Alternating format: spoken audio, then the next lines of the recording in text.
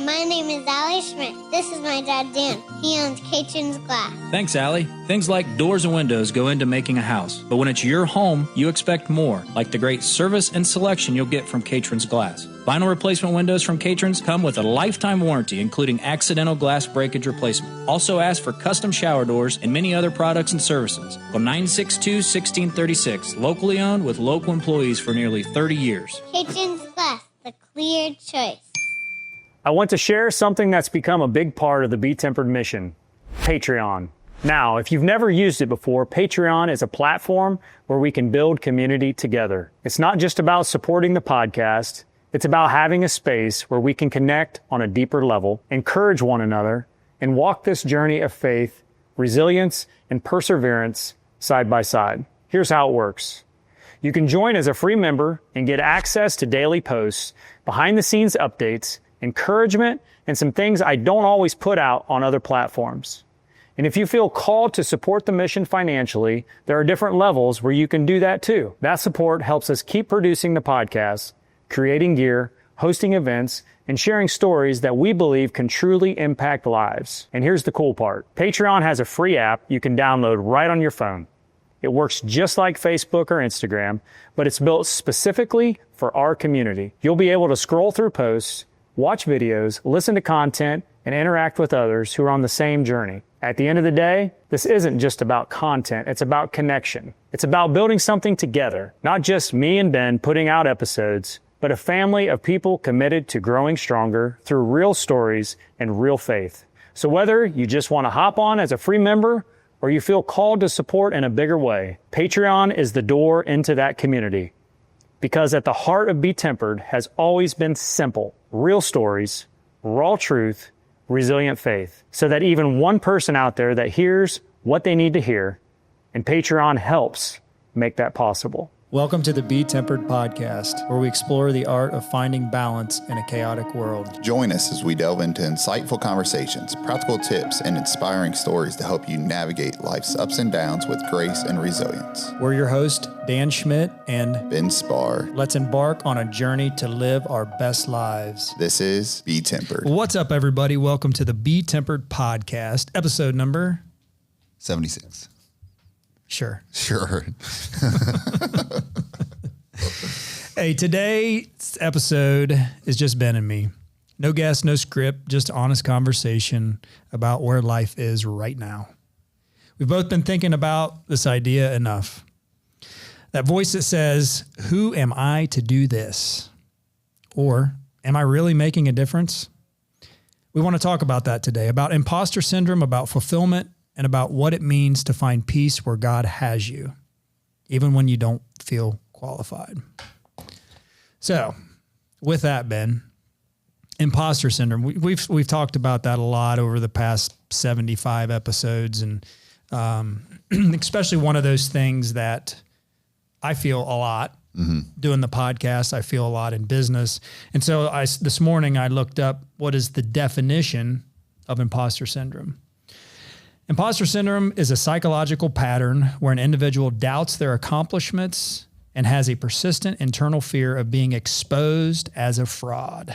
Despite evidence of their competence or success, people experience imposter syndrome often attribute their achievements to luck or timing rather than ability.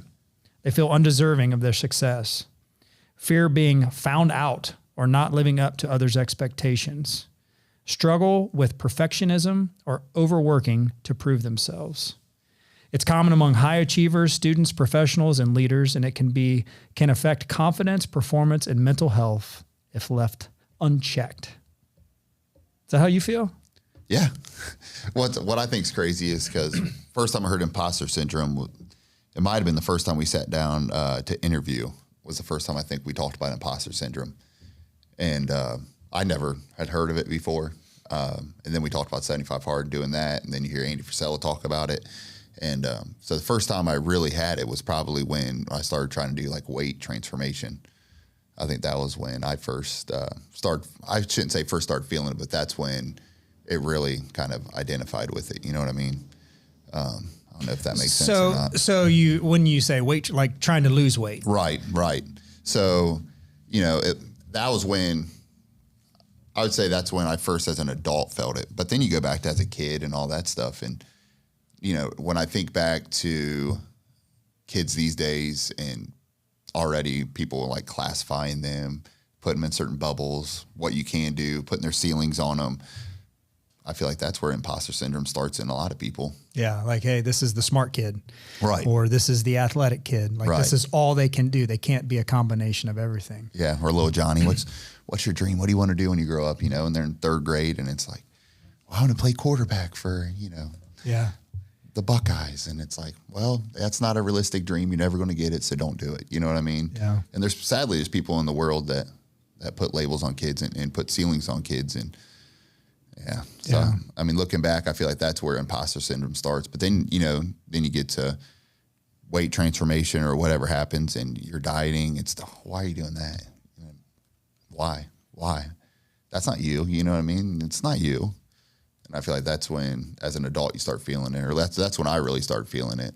When that doubt starts to creep in, and then you question yourself. I mean, I battled that my whole life. With same thing like you, where your weight would fluctuate up and down, and you'd start something and you'd be good for 2 weeks, and then you'd get to a weekend and you'd go to a party, and you're thinking, man, just a couple beers tonight and eating whatever food, and then before you know it, you're off the wagon and you're back in a hole again. And that's it. That imposter syndrome, that's that doubt, that's the devil creeping in, really, is what it is. Just telling you, hey, you can't do this. Like, why are you doing this? Yeah. You're not good enough to do this. You can't, be persistent in what you need to do and be consistent in your daily endeavors to be able to work through when that doubt creeps in. Yeah. I've got an example. So when I was 24 years old, and we had found out about Catron's Glass, about the business being for sale, my parents came and looked at the business, and I may have told some of this story before. Dad called me and said, hey, I think you need to come up here and check this out. So Kim and I did. We came up from Cincinnati, where we were living at the time, and we met with Jim Catron, the owner, and looked at the building, and man, that was like, this is it. Like, this is what we need to do. Let's do it. And when I get something like that in my mind, I'm 100 mile an hour to accomplish whatever that goal is. And so I was. And, so then we got into the nuts and bolts of the deal and the purchase and working with the bank. And we were working with my parents' bank. So they were going to co-sign, because I was 24 years old. Kim and I weren't married yet, and we didn't have a lot of money. So they were co-signing for us. And I remember, we met with a couple of different banks, and I was confident in my mind, and maybe it's because of my youth and my inexperience, and just, I didn't really know what the heck I was doing. I mean, I had no business owning a business then at that age, and didn't know what I was getting into, didn't know the whole finance and the accounting background. I just knew that I was going to do whatever it took to make that happen and to make it work. But I'll never forget where I was at. I was on Toby Road, and it would have been the summer of 2003, and I was driving, and I got a call on my cell phone from my parents' banker. And I could tell by the tone of his voice, he was leading me into turning me down for the loan to buy the business. And he said, Dan, this will be an uphill battle for you the rest of your life. And he said, we don't want to see your parents lose everything that they've worked for, to make this deal happen. And so we're declining the loan for you to purchase the business. And that was a gut punch. Mm-hmm. I mean, I remember who it was that called me. I remember the conversation. Again, I remember where I was at, and I was, the whole time leading up to that, man, I was gung ho. I was excited. I had a great job down in Cincinnati. I was making good money. I was doing well. And here I had flipped the script. Now I'm going to build something, right? I'm going to take something that's got a good foundation, and it's going to be mine. And I'm going to grow it, and we're going to build it. And that's all I was thinking about. I thought the loan was just an afterthought. Like, why would this not happen? Right. And then all of a sudden I get told no. And the doubt starts to creep in. Like, okay, maybe he's right. what am I doing? Is this really a smart decision? Is this going to put my parents in a bad situation? And that lasted for maybe a day. And then I was right back into, nope, I'm going to find the next bank. And so luckily, the bank that had all of the accounts for Catron's Glass took a chance on a 24-year-old kid. And, here we are, 20 plus years later.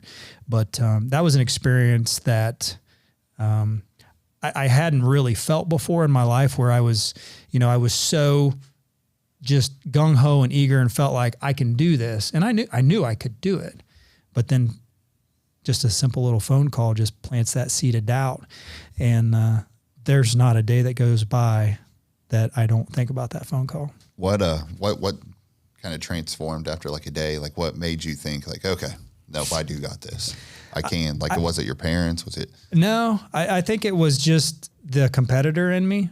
Always being an athlete, as a young kid and in high school and then into college, the competitor was like, you're not going to tell me no. Yeah, watch me. Yeah, watch me prove you wrong.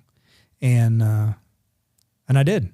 And so, but I still have that in my mind. I still remember that phone call. I still use that as a little bit of motivation when that doubt creeps in. I mean, we're in a big growth spot right now with the business. We've got a lot of exciting things going on, but man, you want to talk about as an owner, I talked to you about it. I've talked to some of the people that might be joining our team here in 2026 about, I'm not just hiring them.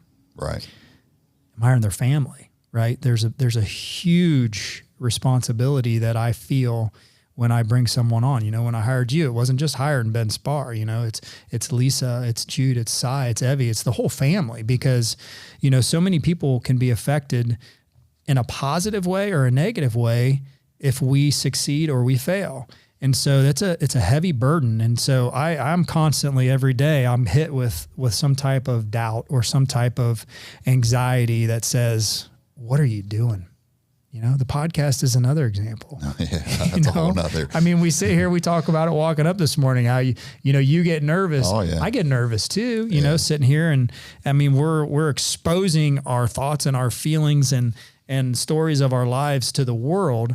And, but the fulfillment in that comes from the messages that we receive from people, after you interview someone like Sean Rubush or Chuck Winings, who we had on last week, Misty Hollis. I mean, every single person that's been on here, it's such an amazing feeling to be able to watch them tell their story, to have that relief, to kind of let everything out, to put it all out there for everyone to hear.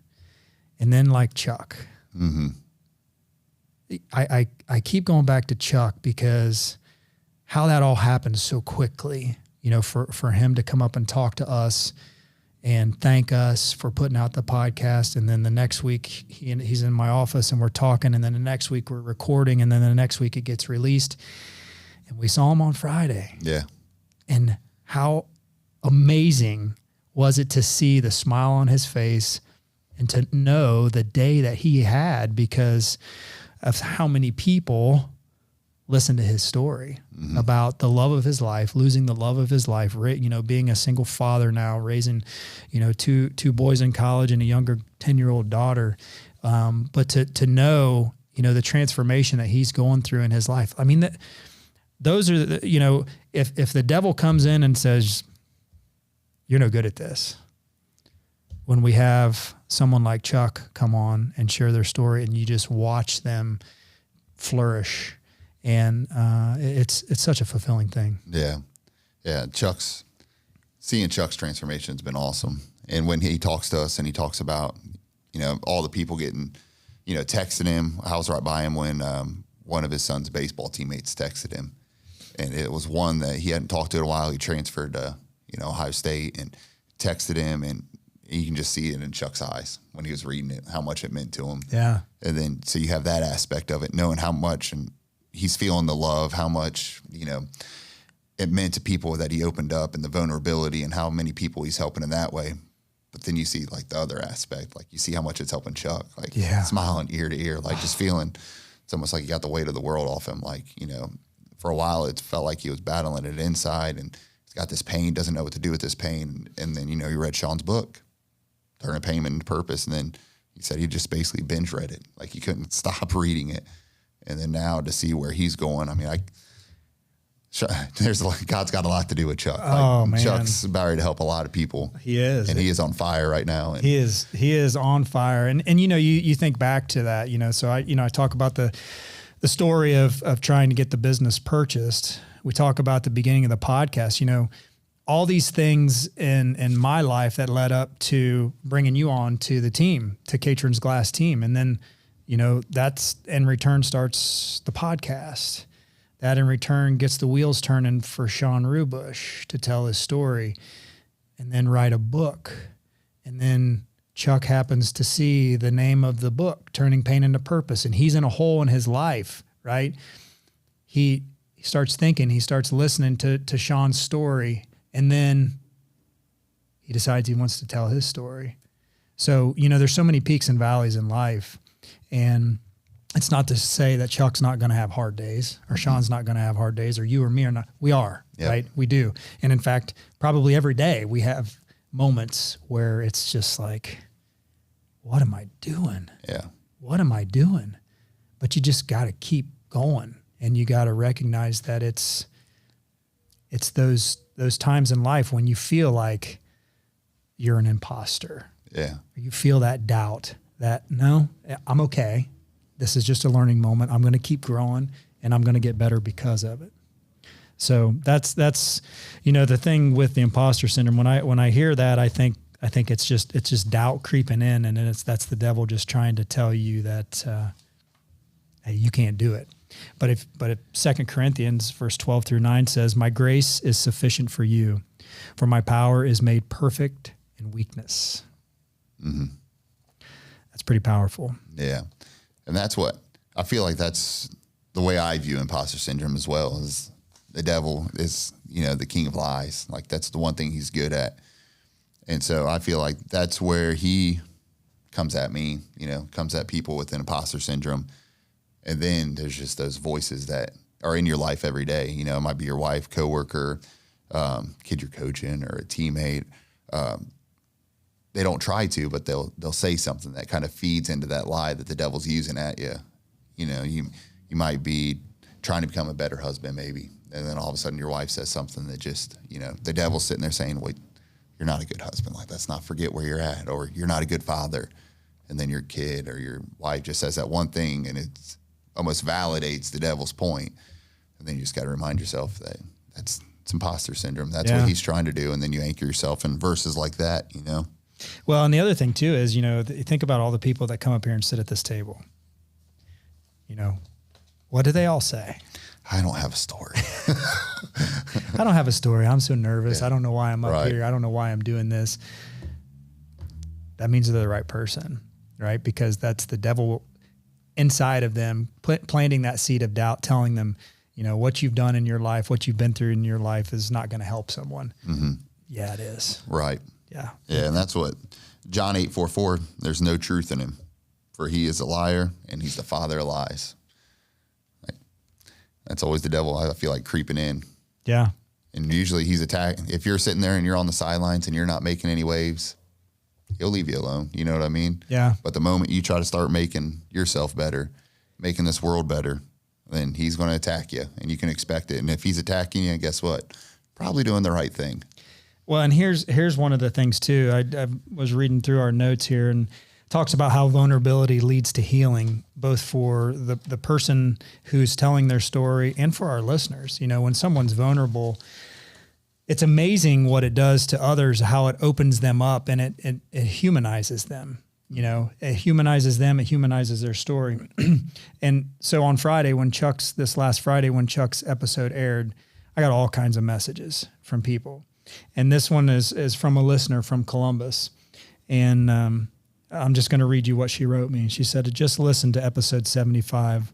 I'm not going to lie. That was a gut punch.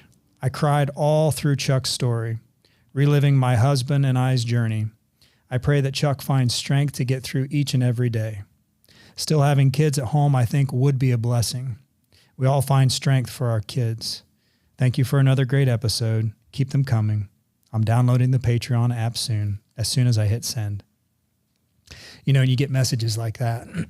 You know, it's so powerful and rewarding to know that there's people out there who, to listen to Chuck's story, to listen to Misty's story, to Deb's story, to Sean's story, to all these stories, and are impacted in a way that, you know, they take an hour and a half of their day to listen to someone being vulnerable.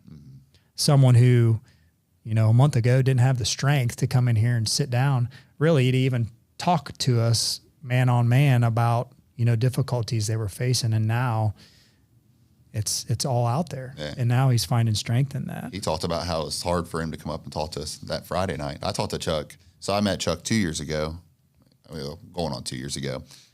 On Friday nights, I'd see him every Friday night for recording the game. So we talked before, and just to say thank you, like how hard it was. And then all of a sudden he did that. And then, yeah, it snowballed quickly. It did. Yeah, it was very powerful. Yeah, so then we talk about fulfillment versus achievement, redefining success. So, you know, the tension between chasing success and finding true contentment. So, you know, when I read that, I think about the competitor, right? Whether it's in sports, it's in business, it's in life, it's in my fitness, it's in this podcast. Like the competitor in me wants to be the best, wants to be the best at everything that I do. And that's what I work towards and I strive towards. But what this podcast has really done for me is to show me that it's not about those achievements. It's more about that fulfillment. Mm-hmm. It's more about like what we talked about, like seeing someone like Sean or like Chuck, to watch them, you know, just to stand back and to watch, like All Day Friday when Chuck's up. Like I knew that was going to be a powerful one because that was one of the first ones where I sat here and it was very, very difficult for me to hold back the emotion. Oh yeah. Because we have young kids. You put yourself in that situation and you think about that being your wife and how you would handle all those things. And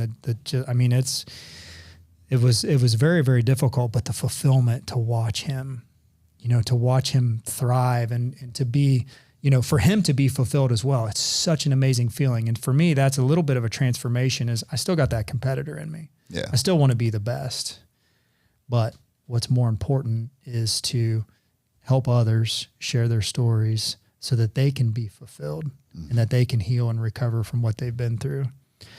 So that's one of the things that I have learned by doing this. Yeah. And there's people that you don't realize that listen to it that will reach out. I have 2 or 3 friends that back in school, we don't talk at all. I mean, in school we talked and then you grow apart and I'll still get just about weekly texts from them, weekly messages like, man, you don't understand how much this podcast is helping me. You know, yeah. I'm in a dark spot right now, but you know, this is helping me a lot. Like, thank you. And you just don't realize who all you're helping. And so it's, you know, fulfilling, like that's fulfillment for me too, is just the people that you help. And, you know, we're multiplying now because originally our goal was 1. You know, first podcast, we're thanking our parents for listening and we're moving on. And now you got people that believe in the community, believe in what we're doing and believe in the mission. Yeah. Wanting to subscribe and do it with us. And it's amazing. It is amazing. And man, am I so grateful. And again, just trying to figure out where we take this and where it goes. We've got a lot of exciting things coming up in 2026 and, you know, just, the other thing is redefining what it means to be enough in God's eyes. You know, the imposter syndrome and unfulfillment both stem from the same lie. You're not enough. Yeah, we are. Right. We're enough. And you are enough if you're out there listening and you feel like you're lost in the sauce. I mean, Kevin just shared a story with us about his friend coming out of recovery for how many times? Fourth Fourth time coming out of alcohol recovery. And Where's he at right now? Back on the sauce. Doesn't want to quit it. Bad enough to where you worry about his health. Oh yeah. I mean, if he was dead right now, I wouldn't be surprised. So what do we do to help people like that?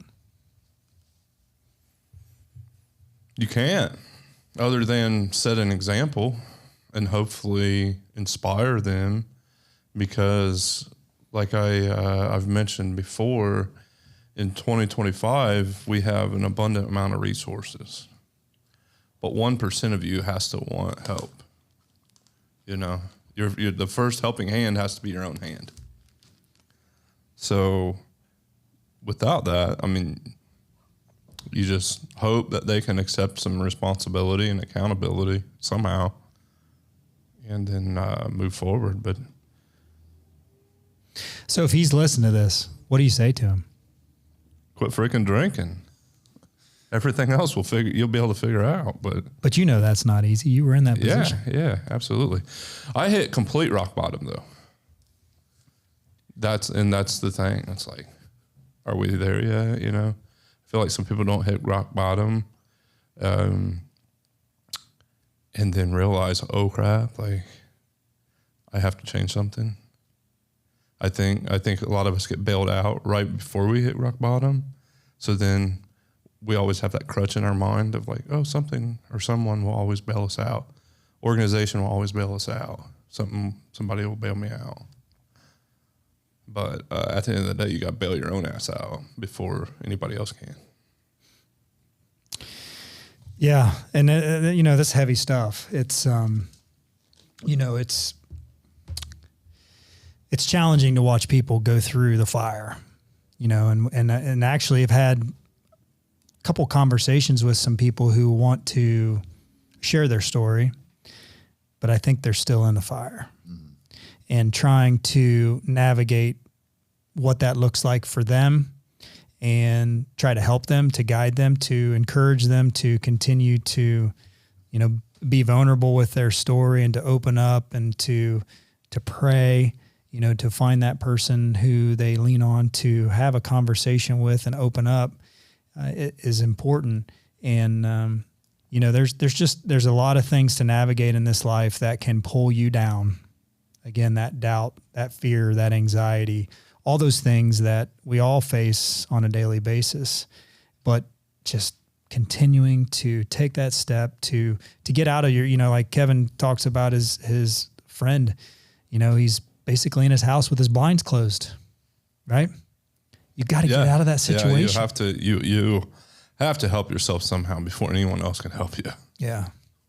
Yeah, you got to get out of that situation. So if you feel like you're stuck, change something. Yeah. It could be just something as little as opening the blinds in your house, as little as opening up that front door and going and sitting on the front porch. Well, and we even had the conversations because you know, you got to stack your good days, and then you're going to have bad days.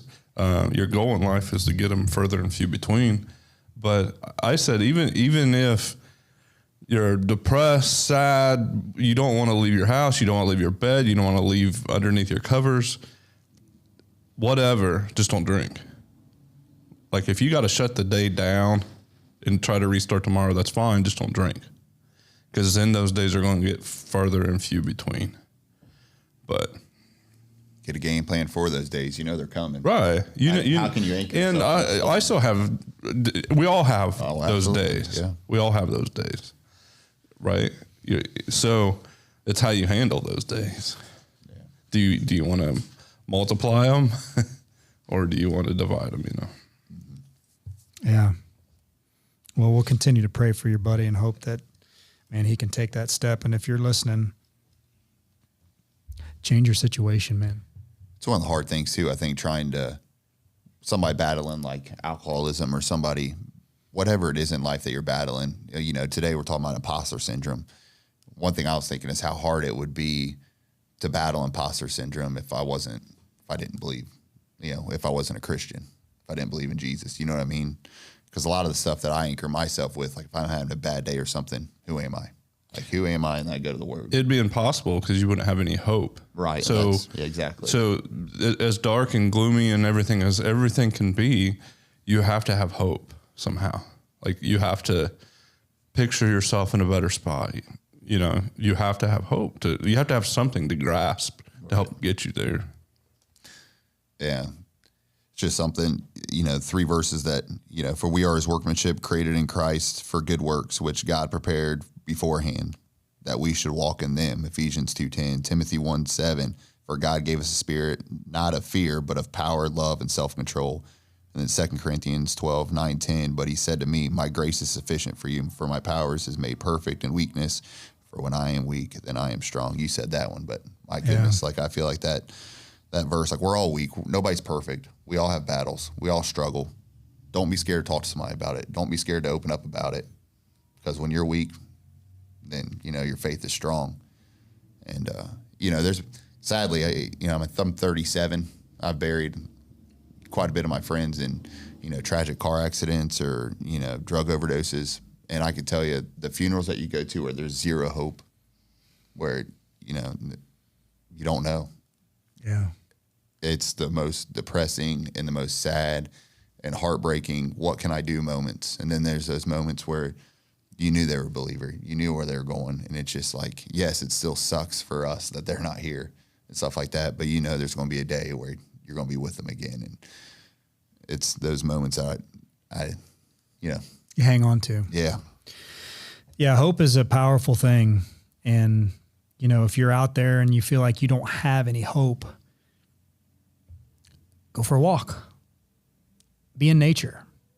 I did that yesterday. I went out and hadn't been in the Arboretum in a week because we've been in the middle of harvest on the farm and we're very busy at the glass shop. And I finally got out yesterday and I was like, no, I'm going for a walk. And I got out in nature and, we had a big season change here, right? With 80 degrees on Saturday. Sunday was nothing but just rain and dreary skies. Yesterday was beautiful, 60 degrees. It's what I would say is perfect weather for me. And the leaves are falling. There's color. When you get outside and you get in nature and you get in God's beauty, it puts me in a whole different realm. Mm-hmm. Doesn't matter what I went through yesterday. Doesn't matter how upset I got about something that had happened. That's a time for me just to be at peace and just to walk and just to let things go. And I think it's such a healing process to do that, to get out in nature. Even if it's just going outside, taking your shoes and socks off and letting your feet touch the grass. Mm-hmm. Like, that can be a healing process. If you can't get out and walk, if you can get out and just feel that sunshine, let that sunshine hit your face. If you can go for a walk, get outside and go for a walk. Get into nature, be outside, listen to the birds. Notice all those little things. What Chuck talked about when he went on vacation after he lost his wife. She loved cardinals.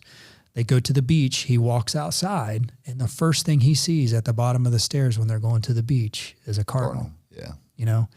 You start to notice those things when you find hope, when you start to see positive things in life. You start to notice all those little things. And is it God? I don't know. I'd like to think that it is. I think it's God giving you signs of, hey, I'm here. I'm right beside you. No matter what, I'm right beside you. And so, if you're feeling like you're not enough, you feel like you're unqualified to lead, to make an impact, maybe that's exactly where God wants you. Because that's where he does his best work. In our darkest, deepest moments, that's when we really find out who we are. Watching people step into freedom has reminded me that fulfillment doesn't come from being recognized. It comes from being refined. So what else you got? I was just going to say, you talked about nature. We talked about before about read a book called Play the Man. Mm-hmm. And it's all about, in all these different cultures, you have a spot where the boy becomes a man. You have these rituals or, a time. Well, Play the Man, there's wanted this whole year to be the year discipleship for Jude. And had all these things planned out. Well, at the end of the year, we were wanting to go Grand Canyon. Like, it'd be awesome to hike it. And, we didn't do it exactly how we wanted to. I think it was our live event. Matt Roberts like, well, it'll all work out. It might not be exactly how you want to. So this week, I guess it was 2 weeks ago, we decided the boys were off school Monday. So Friday after the football game, Lisa and I drove to Destin, Florida with Jude. And Jude is how old? 13. Yeah. So he just turned 13 October 2nd. And so my goal was to always have like that experience where they know like it's a spot where it's time to stop being a boy. Let's be a man. And I wanted to plan it out so well. Like I wanted it to be perfect, like we be going up the Grand Canyon and, the sun's rising and it's like, son, you're a man now. We've been hiking, 20 miles all night. And, but that didn't work out. So we go to Destin and it was one of those like, hey, let's see if we can make this thing work. So if we, originally it was Outer Banks rain. It was going to pour the whole time. We were going to camp out on the beach. Okay, scratch that. So Lisa finds on Airbnb, there's a camper in this guy's backyard. In Destin, Florida. In Destin, Florida, $100 a night. So it's like, okay, we'll rock out this camper. So we drive 12 hours. So we get to leave at 8 Friday to go down to Destin. We get there at 9 a.m., walk the beach. Jude and I do pier fishing, catching like all these different fish. We figure out all these fish have teeth, no matter what it is in the ocean. Like everything has teeth. So, but Lisa scheduled like a charter. It was like an inshore charter that's, we drove probably 15 minutes out in the ocean. And so we're going and it's awesome. We're fishing. Lisa's out fishing us because she has 2 hooks. And she paid the guy extra or something. And so she outfished Jude and I. But there's a point where we get to, and the whole time you're in Florida, that's the only thing you can see is just how big God is. Yeah. Like you look to the left, I see no land. You look to the right, see no land. Yeah. Look straight ahead, no land. Like it is just huge. And so the whole time, kept telling Jude, like, man, like you realize how awesome this is. Like it's how great God is. Like no limits at all here, right? So Jude and I are fishing on the side, and he gets a big one. All of a sudden, the line snaps. I get a big one fighting it, and all of a sudden, my line snaps. Our captain goes, you guys are getting sharked. Like, there's a shark down there. And so he goes, Jude, you just turned 13. You ready, buddy? And hooks up this big tuna that's been filleted that we've been using for bait. So it's basically the carcass of it. Just tosses it out behind the boat. He's like, as soon as it goes, that's yours. So all of a sudden, I don't know, probably 10 minutes later, you just hear zzz, and that line is just running. So for about 15, 20 minutes, Jude battles this shark, and it is awesome. Jude versus the shark. Jude versus the shark. And you just like seeing I wouldn't say pain, but he's exhausted. Like Jude is exhausted. Like you could see it. Like I was taking a video. Then at one point, like I stopped. Like you just hear the last thing I say is like, Jude, you okay, buddy? And he would just... he had a bruise on his like stomach from it, and every time that shark would get up there, it just zzz right back down. And so he ends up getting it up, and you can just see that on his face, just that like, holy cow, like I did that. Yeah. Like this is what I did. And when he's fighting that shark though, like the only thing I can think of is, man, like I had this all planned out. Like the moment that Jude becomes a man, like, there's boyhood and then you want to start raising him to manhood. And it's like, I planned that all out. Didn't work out.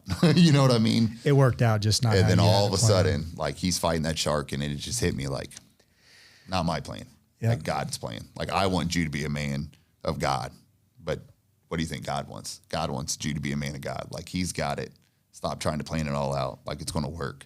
And I don't know. It was just one of those moments where it hit me like a ton of bricks, and it was just like.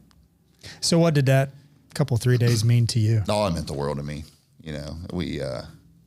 We did nothing like you would imagine. I mean, we did the fishing charter, but other than that, we sat on a pier, sat on a jetty, and fished. And it was just me, my wife, and Jude, and just that's all we did. It was just relaxing. Jude realized that he wants to drop out at the age of 16 and become a seaboat captain. So he figured out, mapped out the rest of his life. But it's just, I feel like a lot of times I stress about like where my kids, how they're going to grow in faith, how they're going to grow. You got to do everything right. You got to do it by the book. And it's just, that was God's reminder to me. Like, hey, Ben, like as much as you love your boys, guess what? I love your boys even more, and I love you, and we'll handle it. So just pretty awesome. Yeah, it was an awesome experience. Yeah. one I'll never forget. And I don't think Judy will ever forget. No, he's not going to forget that shark for sure. No. Or the time he was able to spend with his mom and dad. Yeah, it was awesome. And you got to drive the boat, which praise God that we had survived. That's good. All right, let's close this in a prayer. Lord, we thank you for using imperfect people to do your perfect work. Thank you for the stories you've brought to us at this table and for the healing that happens when truth is spoken. Help us find peace in your purpose and fulfillment in your presence. Amen. Amen. Everybody, we asked if you want more BeTempered. You've obviously on the podcast at the opening, you hear our intro to Patreon, which is Patreon is an app that you can download from your app store.